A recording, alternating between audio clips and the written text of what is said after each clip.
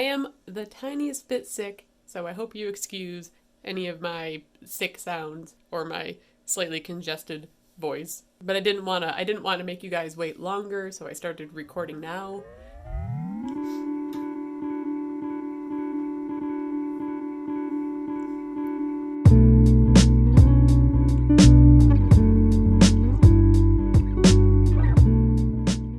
Hello, Star Boys!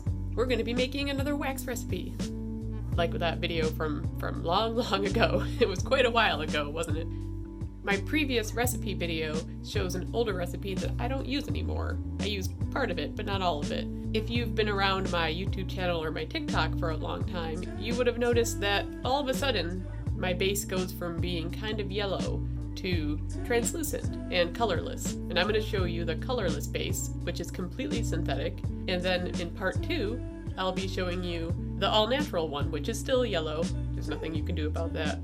But can be used like outside or with kids so they eat it. It's all food grade.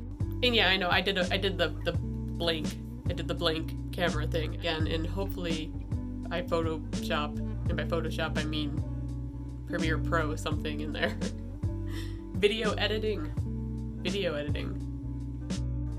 So I'm going to start with ingredients. The first thing you will need is high temperature hot glue, which you can get at any craft store. This is, I don't even know what brand this is. I've had it for a while. Gorilla Glue, maybe?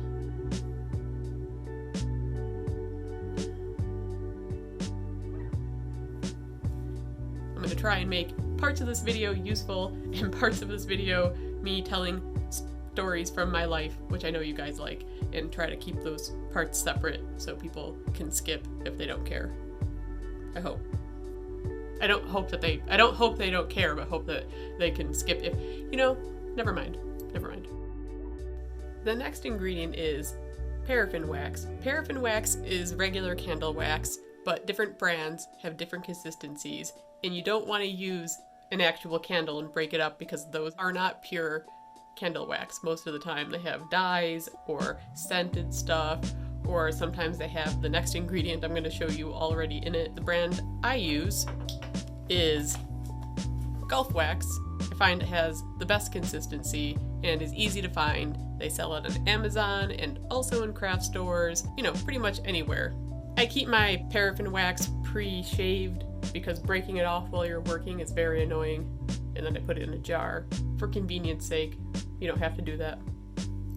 So this next ingredient is called microcrystalline wax. It's actually kind of hard to get on its own.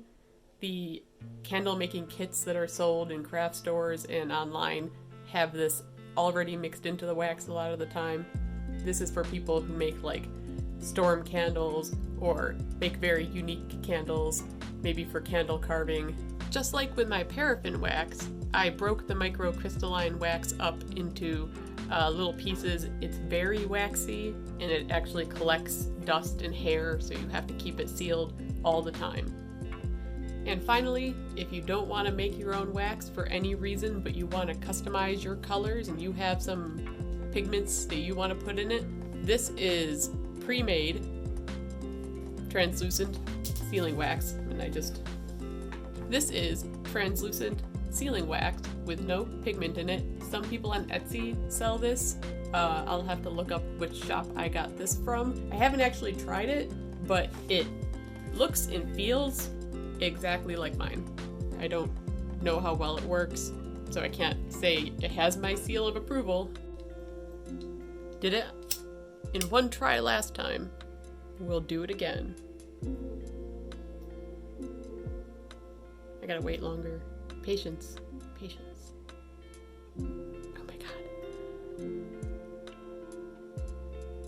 Ha! Got it. First, we're gonna make it with no pigment and show you what it looks like, and then we'll do it again with pigment. So the first ingredient is the hot glue. I'm not gonna have any measurements, but I'm gonna show you the consistency. I don't measure anything. I eyeball everything. I do that when I cook. I do it with my crafts. I should probably learn how to use a ruler. Next, you put in the paraffin wax. You don't need to wait for the hot glue to melt. I actually think it melts faster once the paraffin wax is all liquidy around it.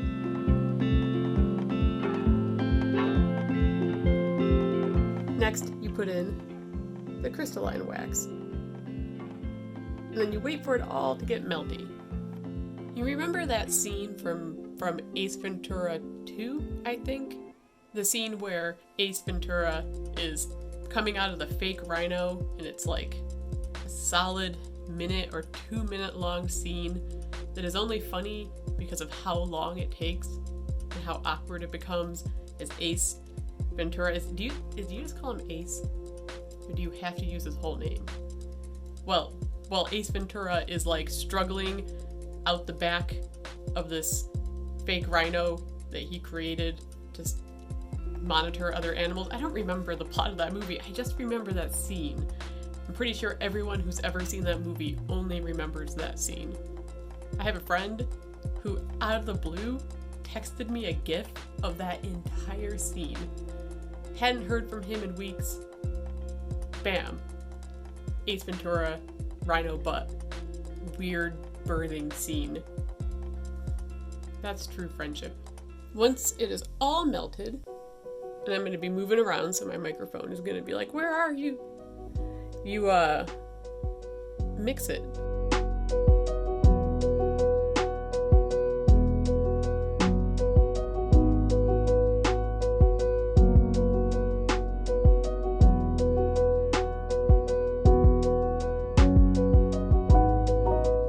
I think I got it right.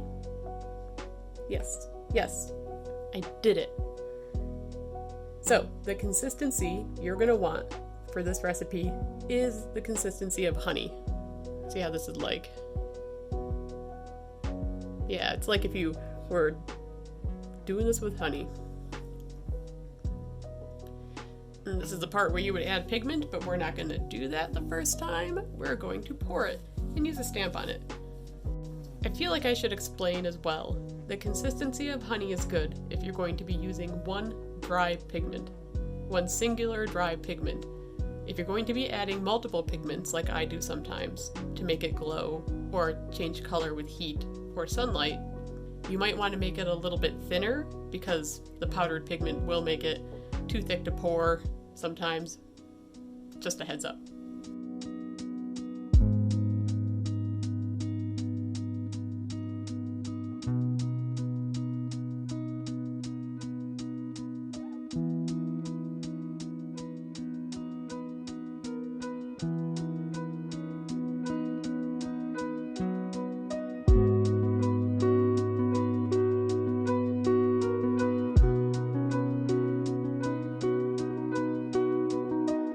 So, as you can see, the end result is translucent. If I can focus, much better. Translucent. You can see my finger through it, but it's not completely clear. It also came off the rock very easily. The more of the microcrystalline wax and the more of the paraffin wax you use, the more it's going to come off. The shine is mostly from the microcrystalline wax. That's kind of what it's supposed to do, as well as kind of toughen it up a little bit without making it hard. So it keeps that flexibility along with the hot glue. So the paraffin wax and the microcrystalline wax are part of what gives it its release. They are the reason that it comes off the rock like it does, which is very important if you're trying to mass produce a lot of these and like attach them to the letter separately, because otherwise when you put a seal directly on a letter and it's this type that has plastic in it, it will shrink when it's cooling and it will deform the paper a little bit, which some people don't mind, but some people don't like. If you see my do-it-yourself stick-on seals video, then you will know what I'm talking about. The videos you see online that have the completely clear seal on top of flowers or something, that's done with hot glue. Just straight up hot glue. And I don't like doing that because it doesn't come off very easily.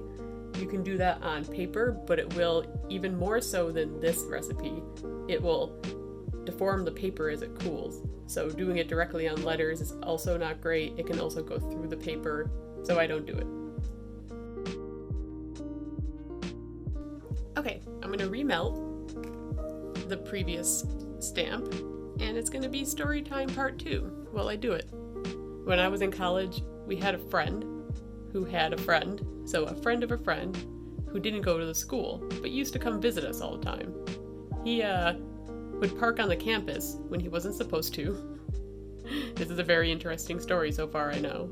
He would park on the campus when he wasn't supposed to, and the campus security would put tickets on his car, but because he didn't go to the school, he didn't have to pay the fines. They couldn't enforce it because they weren't actually the police. But one day, he decided to enroll in the school and join us because we were all friends. This is where it gets funny. Pretty much right from the get-go after he enrolled in the school, campus security came and put a boot on his car. But here's where I'm gonna be burning myself so bad. One day after he enrolled, and they had put the boot in his car, we were walking down the hill. Everyone knew that he had been parking on the campus when he wasn't supposed to be, way back when, before he enrolled. And so as we were walking down this big hill towards our dining hall, one of my friends says, "Oh, did you hear about so-and-so's car? Security came and put a boot on his car. So he can't drive it because of all the tickets from before he went to the school."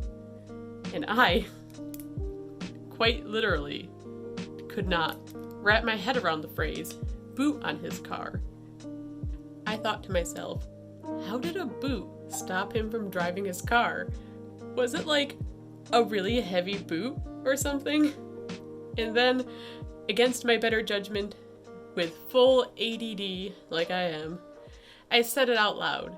I said it out loud before thinking, and I've never lived it down. I will regret telling that story.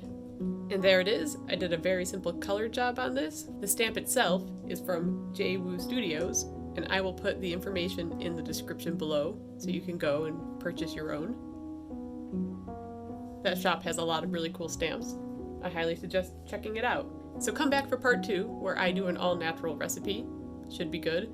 It's going to be food grade, so you know, if you do this with kids, which you probably shouldn't because fire and burning, but if you do and they eat it, they'll probably be fine. Probably.